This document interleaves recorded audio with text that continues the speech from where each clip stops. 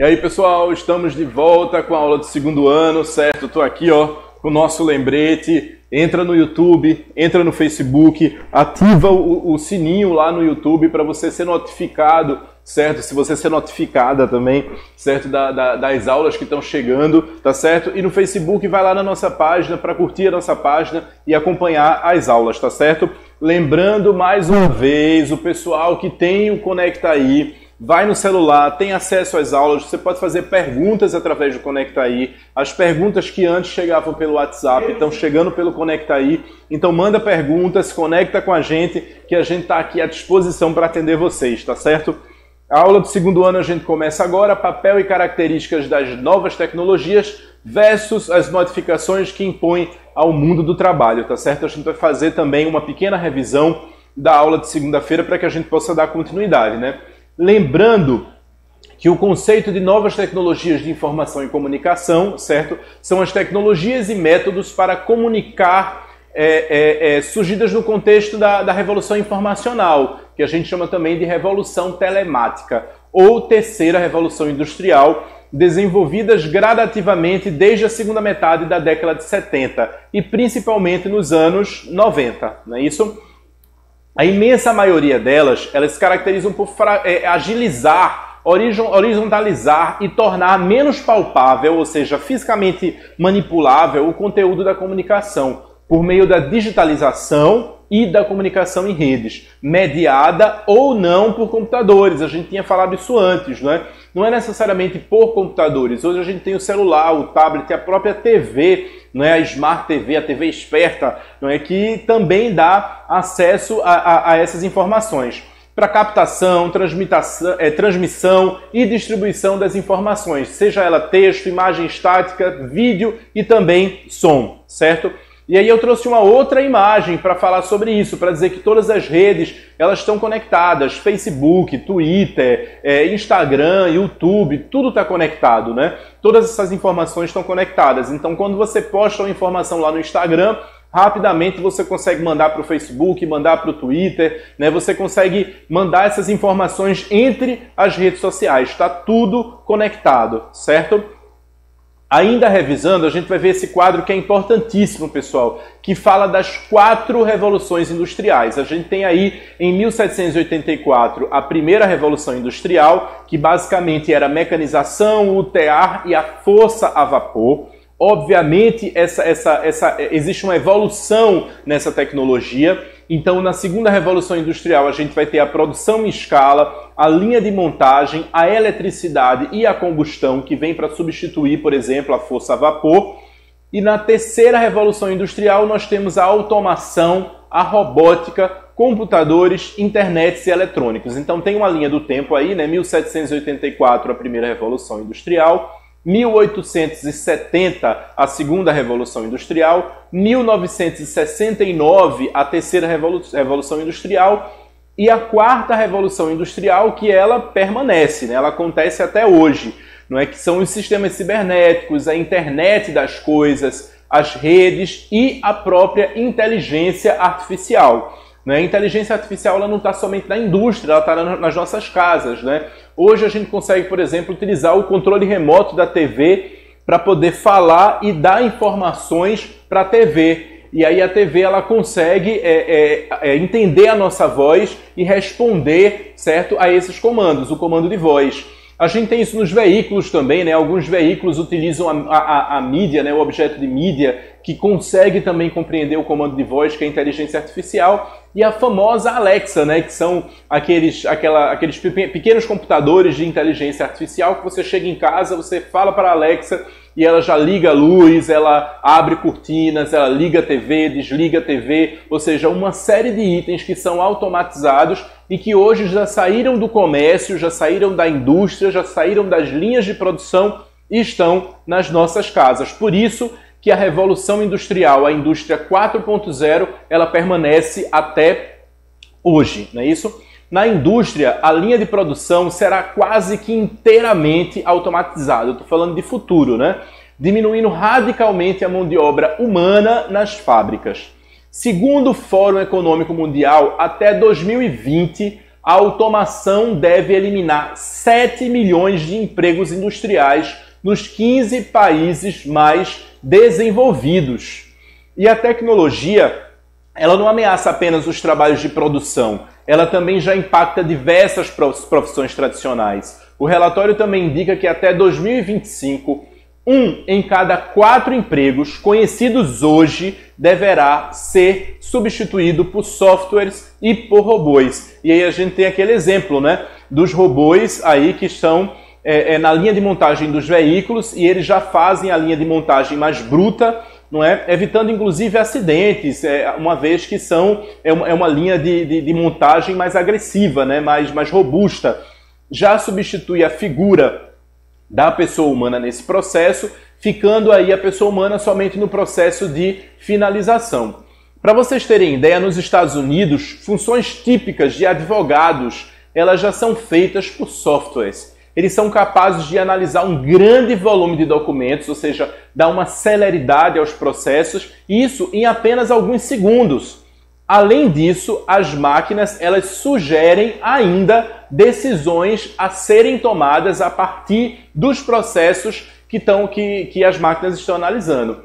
Na China, existe um projeto que conseguiu construir uma casa inteira usando uma impressora 3D, não é? A impressora 3D é aquela diferente da impressora que a gente tem no escritório, que tem em casa, né? Ela consegue criar elementos que são elementos que saem do papel e ganham vida, né? Sem a necessidade de operários. Existem ainda projetos de fazendas totalmente robotizadas e carros inteligentes que poderão andar sem motorista, que é o famoso piloto automático, né?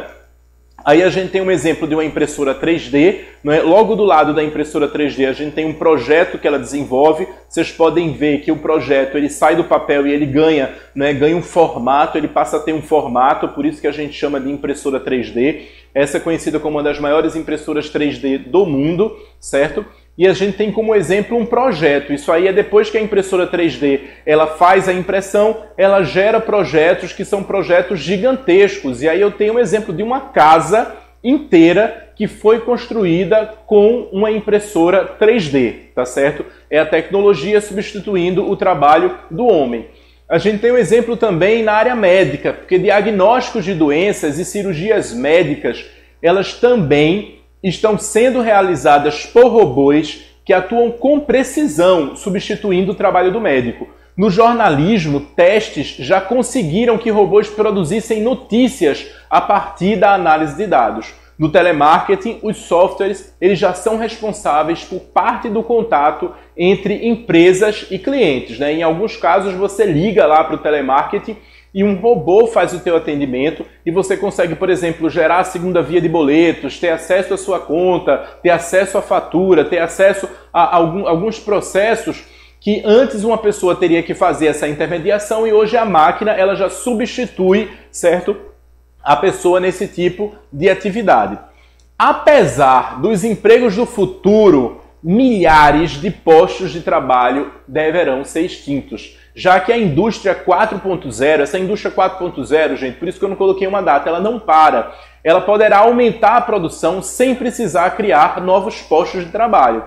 Nesse cenário, o abismo entre quem tem baixa qualificação e alta qualificação aumentará, o que pode criar maior desigualdade social e um novo tipo de proletariado. Ou seja, quando a gente fala, por exemplo, em reforma do ensino médio, tá certo? Na reforma do ensino médio, a gente divide as pessoas, a gente divide jovens e divide adolescentes em dois grupos. Aqueles que buscam mais qualificação e aqueles que não buscam mais qualificação. Então, nesse processo da indústria 4.0, serão privilegiadas as pessoas que têm mais qualificação e isso tende a aumentar a desigualdade social não só no Brasil, mas no mundo, tá certo?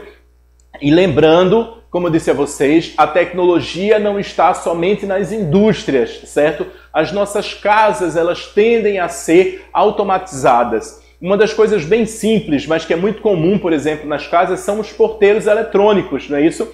é uma pessoa que substitui a figura do porteiro. Você chega lá e digita uma senha, você consegue abrir a sua porta. Não a porta da sua casa somente, mas a porta do prédio, o portão do prédio. E isso já substitui a figura do porteiro, por exemplo, já substitui a figura do trabalhador. Isso significa que esse processo de automação, ele está saindo da indústria, ele está saindo da lógica, certo, do mercado, do comércio, e está indo para dentro das nossas casas como sendo mais um produto, agregando mais um produto à nossa rotina, tá certo? Existem produtos mais simples que são automatizados também, né? A gente tem a batedeira, o liquidificador, os fornos, né? Você tem o forno, que o forno a gás, o forno elétrico, tudo são elementos que passam a substituir ou até a simplificar o trabalho humano, tá certo? Atualmente, os jovens, e a gente vai falar sobre vocês, né? Sobre jovens que estão no ensino médio, são bombardeados pela tecnologia de uma forma nunca antes imaginada. Aí você tem celulares, TV, internet, computador, MP3 player, leitores digitais. Isso são apenas alguns dos instrumentos que cercam o cotidiano das pessoas, oferecendo um rápido acesso a várias informações. Para muitas delas, a praticidade desses aparelhos é incorporada de forma tão natural que chegam ao ponto de nem imaginar como conseguiriam viver sem tudo isso. Então, o celular, por exemplo, ele substitui a relação entre as pessoas. Quando você tem um celular, você tem aplicativos de comunicação, você tem a linha telefônica que você pode ligar para as pessoas. Esse tipo de equipamento ele está se tornando cada vez mais acessível e cada vez mais necessário. Porque com o celular, você não utiliza somente para ligar e para se comunicar, você utiliza para fotografias, então isso substitui a câmera digital, porque o celular ele consegue agregar não só o telefone, mas também a câmera digital. Você consegue assistir filme pelo celular, você consegue acessar uma conta bancária através do celular, você consegue fazer transações bancárias através do celular, até estacionamento aqui em Recife, né? Se você vai estacionar o carro na Zona Azul, você precisa do celular para ter o aplicativo para você poder acessar a Zona Azul e para você poder deixar o seu carro ali com tranquilidade com a Zona Azul ativada. Ou seja, cada vez mais serviços estão sendo agregados a esses aparelhos de forma que a gente não consegue se ver mais sem esses aparelhos. Para vocês terem ideia, por exemplo, quando saiu o recurso aí diante da pandemia, saiu o recurso para o trabalhador precisava ter um celular para poder solicitar o recurso, né? Para você fazer agendamento, por exemplo, alguns agendamentos são feitos pela internet, outros agendamentos são feitos através do aparelho celular, ou seja, a nossa vida, a nossa rotina, ela está cada vez mais conectada, não é isso? Então vai chegar um momento onde as pessoas elas não vão mais conseguir se ver sem um tipo de aparelho que possa gerar essa conectividade e para que as pessoas possam ter acesso a alguns serviços. E aí a gente faz uma reflexão.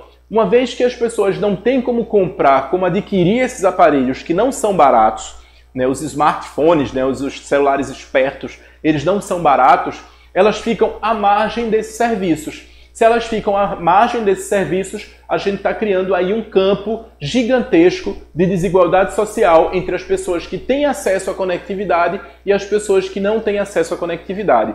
É importante lembrar que ter o aparelho não é suficiente. Você tem que ter o celular, mas você também tem que ter o acesso à internet. Eu tinha falado uma vez, né, que um computador sem acesso à internet, ele tem 30%, aliás, ele tem 30% somente de utilidade do que ele realmente teria se ele tivesse acesso à internet, não é isso?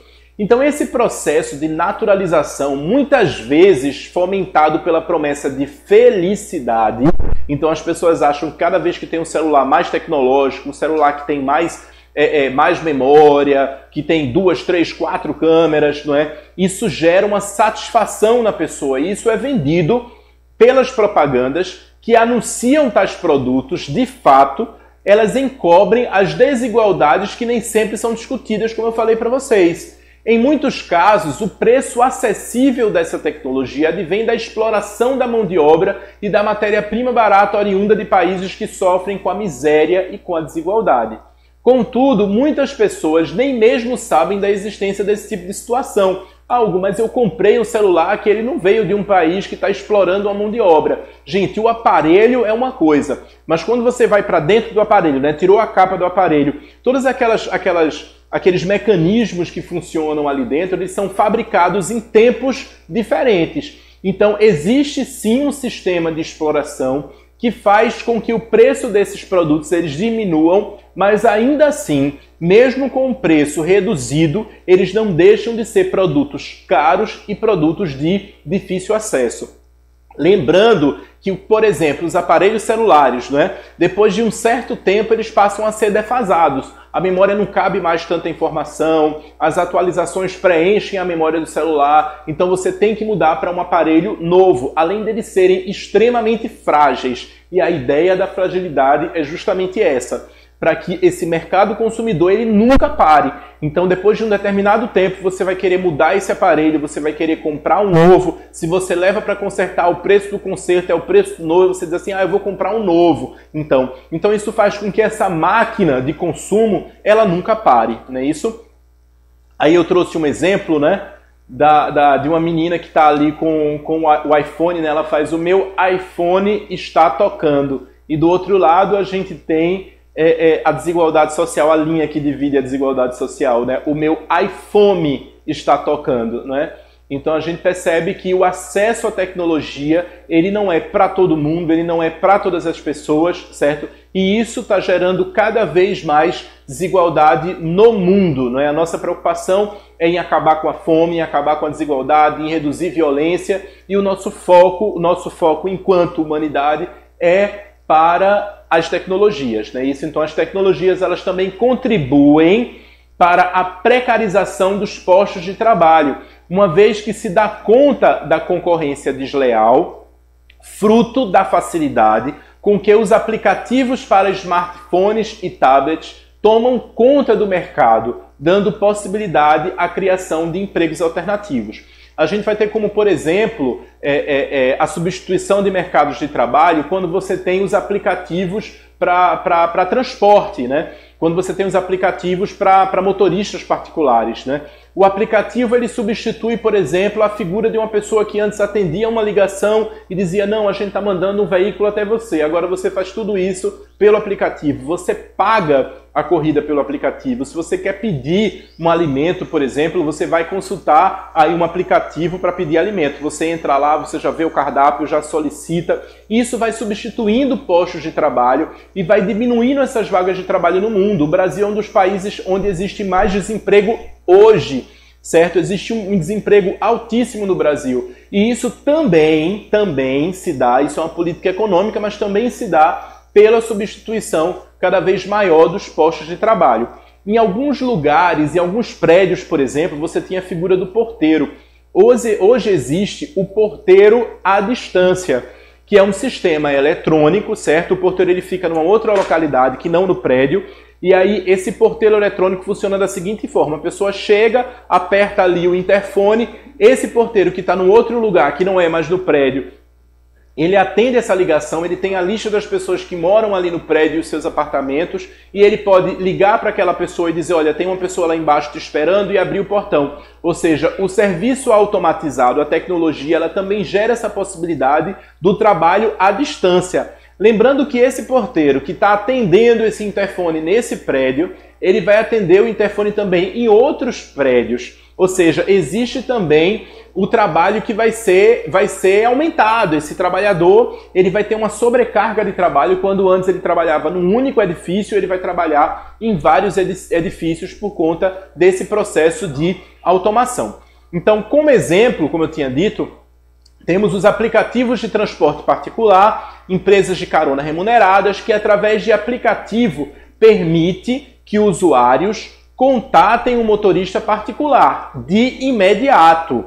O que a empresa faz por meio de um aplicativo é basicamente terceirizar o seu serviço, o que de fato caracteriza-se por uma forma de burlar a legislação trabalhista uma vez que os motoristas cadastrados, eles trabalham por conta própria. Eles não têm nenhum amparo das leis trabalhistas em sua defesa. Eles são parceiros, eles são colaboradores. Não existe nenhum vínculo empregatício desse motorista com a empresa que administra esse aplicativo. Então, essa empresa que administra esse aplicativo, ela vende um produto como se fosse, agora você vai ter sua autonomia, sua independência, você vai trabalhar para você mesmo, mas ao mesmo tempo, o suporte que é oferecido dessa empresa para esse motorista jamais será igual ao motorista que tem um vínculo trabalhista com essa empresa, certo? Mas os prejuízos aos trabalhadores, eles não param por aí. Com esse modelo de serviço, os taxistas também são prejudicados, né? Porque eles não conseguem competir com esse preço que é bem mais em conta oferecido pelo concorrente, porque eles precisam arcar com impostos, cumprir leis e regulamentações exigidas para exercerem a profissão. E aí a gente vai ter exemplo o entregador de alimentos, não é? O entregador de alimentos, ele tem um tempo para ele chegar ali no restaurante, pegar o alimento, deixar na casa da pessoa, certo? E aí ele está sujeito a todas as intempéries da rua, né? Está sujeito à violência do trânsito, digamos assim. E ele não vai ter nenhum suporte dessa empresa em relação a isso, tá certo? Então a gente vai ter como exemplo uma reportagem que saiu na Carta Capital, e aí eu vou ler com bastante atenção essa reportagem com vocês, que se chama a uberização das relações de trabalho. Esse termo uberização, ele já é muito comum e ele já é muito utilizado, tá certo? Hoje na sociologia. A uberização das relações de trabalho é justamente quando as pessoas estão vinculadas a uma empresa sem ter nenhum vínculo trabalhista, tá certo? Eles são colaboradores e aí existe aí um vazio entre o apoio que essa empresa dá ao trabalho que esse trabalhador está executando, tá certo? Eu não estou dizendo que a empresa não dá nenhum suporte, mas não é o mesmo suporte que ela daria se fosse um trabalhador que tivesse vínculo empregatício. Agora vamos ver essa notícia da Carta Capital. Essa notícia é do dia 9 de agosto de 2019, faz um pouco mais de um ano, né? O modelo de trabalho é vendido como atraente e ideal, pois propaga a possibilidade de se tornar um empreendedor. Então eles vendem a ideia que o trabalhador ele é um empreendedor, ele é autônomo, ele trabalha por conta própria, não é? E aí vamos ver a notícia. No último dia 6 de julho, isso falando de 2019, São Paulo testemunhou mais uma vítima da debilidade das novas relações de trabalho.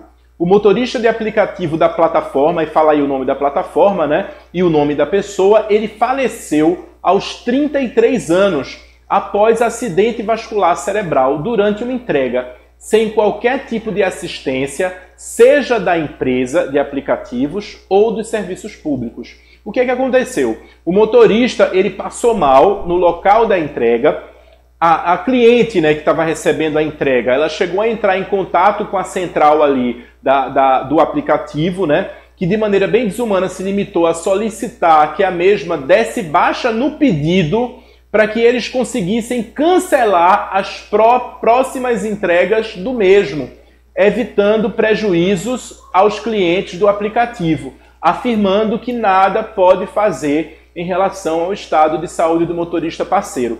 Eu não coloquei toda a notícia, gente, mas o que acontece é que esse trabalhador, diante desse mal-estar, certo? Chamaram aí uma ambulância, o serviço público foi, chegou ao hospital com ele, mas essa demora no atendimento ocasionou no falecimento desse entregador. Isso gerou todo o movimento dos motoristas de aplicativo, certo? Existe um movimento nacional de motoristas de aplicativo, fazendo algumas exigências a essas empresas, tá certo?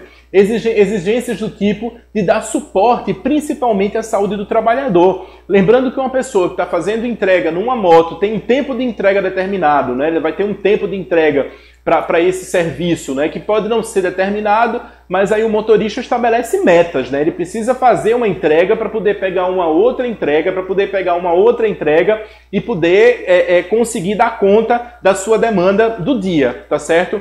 Então, gente, a gente fica por aqui hoje, repensando essas relações de trabalho, repensando essas relações de exploração. Eu deixo um abraço enorme para vocês, tá certo? E a gente se encontra aí na próxima aula. Ó, beijo para vocês, muito obrigado.